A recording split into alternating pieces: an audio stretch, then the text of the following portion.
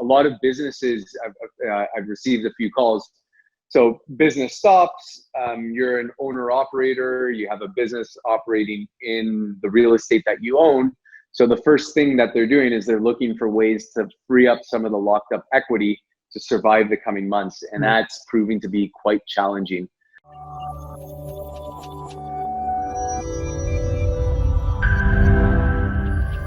Hey everyone, it's Lawrence Mack here, Remax Realtron Realty Inc. I'm here with Chris Mulder from Tridac Mortgage. Hey Chris, how you doing? Lawrence, very well. How are you keeping over there? Doing all right, best is what we could do. I don't know what else to say. Yeah, good. You all caught up on Netflix? Yeah, well, I watch a lot of shows, so. And yourself, you holding up good? Yeah, holding up good. For finance, banks and lenders have been open. They've all moved mobile, so we are still able to do work. And I feel a little bit for my friends in the real estate space, realtors who are stuck at home, right? Yeah, we Trevor can't go said, out, stay home. or shouldn't go out. I mean, I've been out, a couple times, whatever, when I needed to, but in general, just try to stay in, stay safe. That's about all we can do, right? Yeah, and it's the most we can do, so keep it up. Yeah. So what are you seeing out there in terms of the financing and the landscape right now? Yeah, it's, unbelievable time at the moment. Everybody's living through it.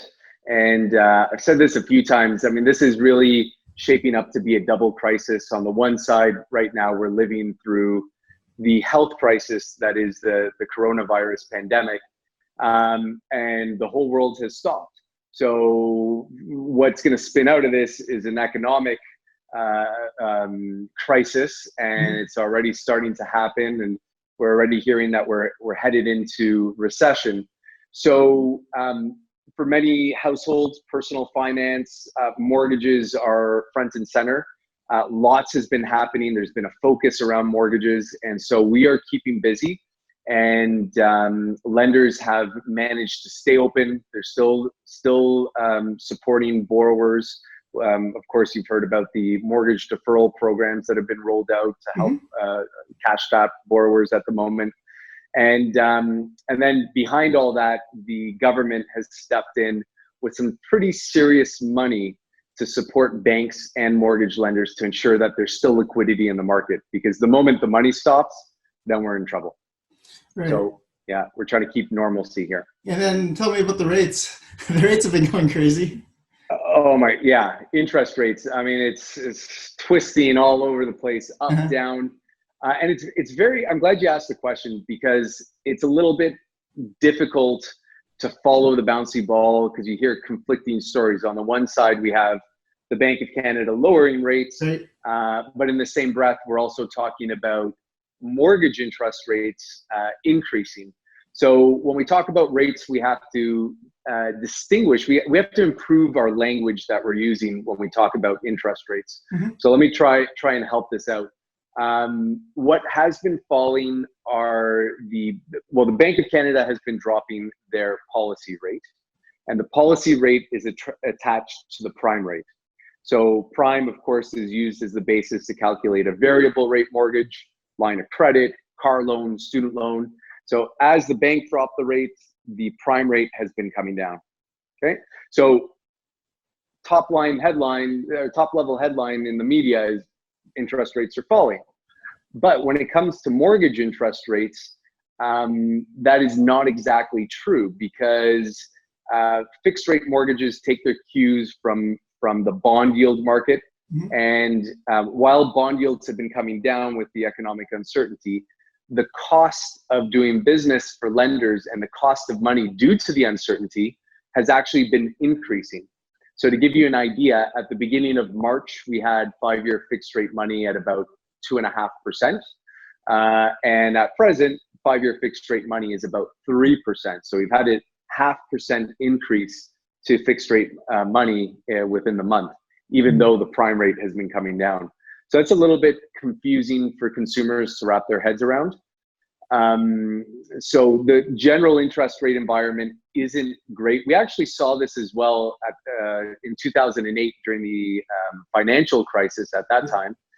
And but the big, broader perspective is that we are heading into recession, and during times of recession, interest rates stay low. So even though we have a short-term period right now where rates aren't great, I think if you just wait a little bit, we'll see things start to ease a bit. Liquidity will ease, uncertainty will ease, and we'll go back to a very low interest rate environment. Great. Yeah, one additional thing to add to all this, which I think is important for you, Lawrence, and in your business and talking to potential home buyers, is that the Bank of Canada qualifying rate that we use for the stress test has actually come down. Oh, okay, so the stress test did go down for buyers. Yeah. So it was at 5.19% when we started the month, and currently that rate is 5.04%. It's going to translate into about $10,000 to $20,000 of extra mortgage money for home buyers, which is helpful. Sounds great. So let's talk about buyers. So if you wanted to buy, either you're renting to getting in the market or you're upgrading again, for the buying point of view, what have you been seeing in terms of other qualifications, appraisals, that kind of stuff? Yeah, so real interesting and complicated issue for mortgage lenders at the moment, because this question, I think timing matters, because anybody who had an approval pending with a closing date at some point in the future, so let's say you have an April or a May closing date, even though your mortgage was already qualified, lenders are starting to take a look again to make sure that the borrowers are in fact employed still. Right. There is, just definitely. Yeah. If you're an Air Canada employee, and you can fill in the blank, anything in between, but Air Canada is an example we understand. Lenders are going to take a good look at that, and depending on whether that mortgage was already pre-qualified, income was confirmed, if it's an insured mortgage or uninsurable mortgage, lenders will be taking a look on a case-by-case basis. And really, it's about being pragmatic more than anything else. It's not that they don't want to do the business, and it's not that borrowers don't want to borrow the money, but if you're unemployed and you're going to take on $500,000 of debt, I'm not sure you really want to be in that position either as a borrower. Yeah. The level of risk for both sides isn't great. So there's a real common sense attitude towards looking at these applications. But for anybody who's considering a purchase in the future, it's really business as usual in many regards. Lenders are still underwriting mortgages as they always have. One of the challenges in the future is going to be appraisals. Because of social distancing at the moment, appraisers are not able to visit properties, so they're trying to find workarounds which are imperfect, right? So they're doing Zoom calls like this, walk around the house, taking video. All you can do. Yeah, and they're trying to do analysis. And I mean, Lawrence, we don't know at this point how real estate is going to be impacted. Are prices going to freeze? If sellers stop listing and buyers stop buying, then the prices won't change necessarily, right? So it'll be interesting to see how that develops in the coming months. But I think the macro here, short term, too much uncertainty and everything's on pause. You can't even properly show a home, and you can speak to that, Lawrence. But I think for home buyers, especially those that are first-time home buyers that don't need to sell, this is a real great opportunity developing in the future, because I think there will be some lag, and if you time it out well, there's going to be an opportunity for anybody who's feeling a little discouraged by the numbers that we saw at the beginning of March. Yeah, so you would recommend then for those buyers, maybe start getting pre-qualified now, get all your paper in order so that when you do see a good opportunity, maybe move quickly. Definitely. And I love I've been using this quite a bit. It just resonates with me so much. Warren Buffett, you probably heard this one. Yeah. Be fearful when others are greedy. It probably characterizes the beginning of March. And be greedy when others are fearful, which is going to characterize, as we come out of this, end of April, maybe May, maybe June, this might be a great opportunity for buyers. Yeah, for sure. So let's shift gears a little bit and talk a bit about sellers and homeowners. Yes. Any particular advice that you have for them, for people who are either wanting to upgrade or even just that want to live in an existing home? Yeah, so it's going to be a challenge because if the market freezes, obviously you might want to buy, but you got to sell first, right? Yeah. So it's going to be challenging to do a buy and sell. And I think from a financing point of view, though, there might be ways that clients that I've spoken with recently this week where we've explored options of them being able to maintain their home, keep it as a rental property, Mhm. right? So that way they can hold it, say, 12 months into the future. Uh, Take out as much equity as we can now. So refinance the existing home, take out equity for the down payment, and then move that money to their future purchase. Mhm. And similar to the conversation about buyers, just getting yourself set up right now so you can act quickly when when the log jam starts to unwind a little bit and we start getting some flow.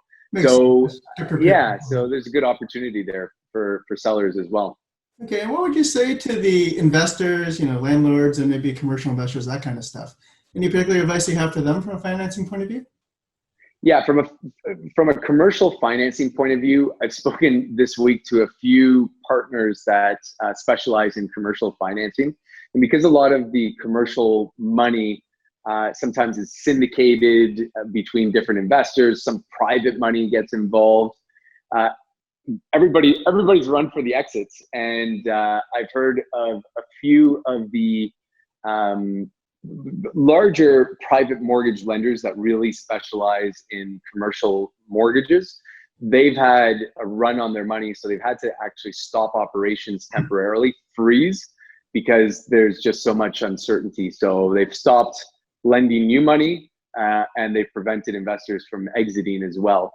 I've spoken to some institutional lenders as well, and they are concerned about the future of commercial finance, well, commercial values and real estate. And so they've also pulled back quite a bit, taking a very, very conservative approach when it comes to lending out money and doing refinances right now.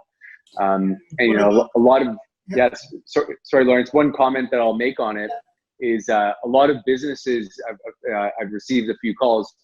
So business stops, you're an owner operator, you have a business operating in the real estate that you own. So the first thing that they're doing is they're looking for ways to free up some of the locked up equity to survive the coming months. And that's proving to be quite challenging. So yeah, it would have to be on a one-on-one case-by-case basis exploring that, and it's not going to be cheap. Right. And then we also have, of course, the, residential landlords kind of thing that are owning a whole bunch of property and, with the current issues with the tenants and that kind of stuff.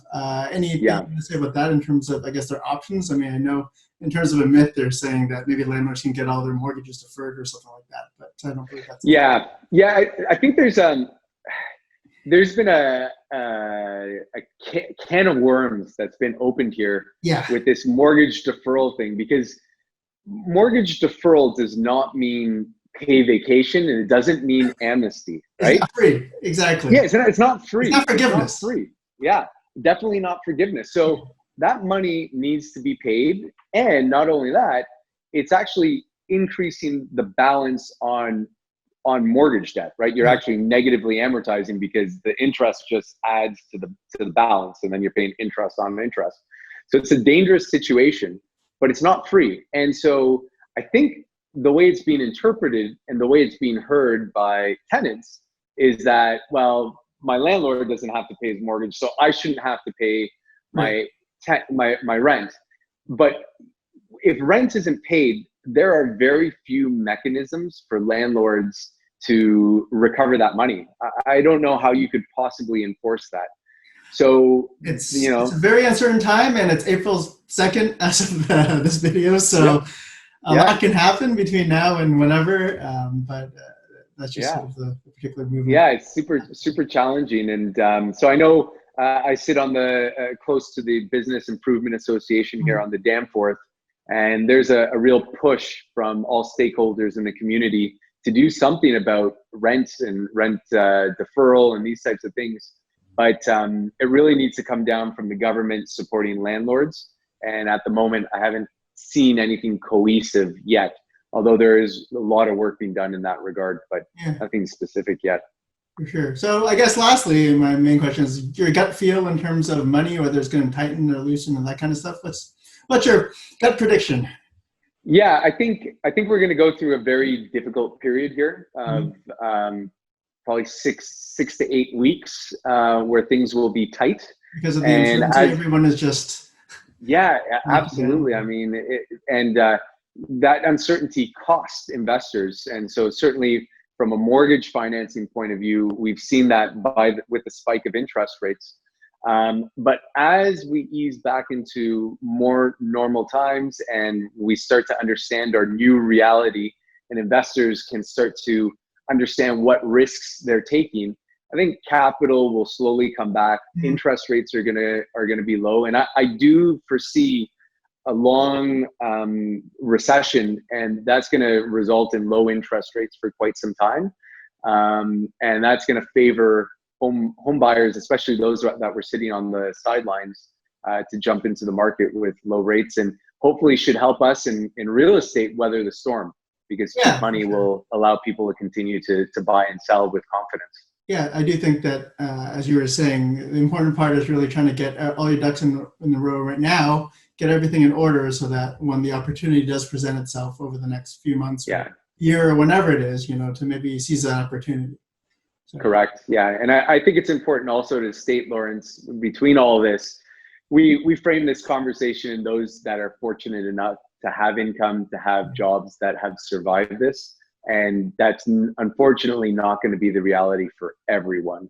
And so making sure that all those people who have lost jobs regain their financial lives is going to be really important and fundamental for all of us to grow as a society and as a Canadian economy. I think so as well. I think it's going to be a tough road ahead, but life goes on. We just have to keep working towards it. Yeah, absolutely. In the So, meantime, self-isolation. self-isolation and stay safe. So thanks, Chris, for joining me today. I really appreciate it. No problem, Lawrence. It's been my pleasure, and keep on surviving over there. Lots of Netflix. Cough in your sleeve and wash your hands, For and sure. keep on So, looking at those graphs. so if everybody needs any help in terms of mortgage financing or mortgages or that kind of stuff, please talk with Chris Mulder from Tridac Mortgage. And if you think real estate or you have any questions, just give me a call anytime. Thanks a lot. Talk to you soon.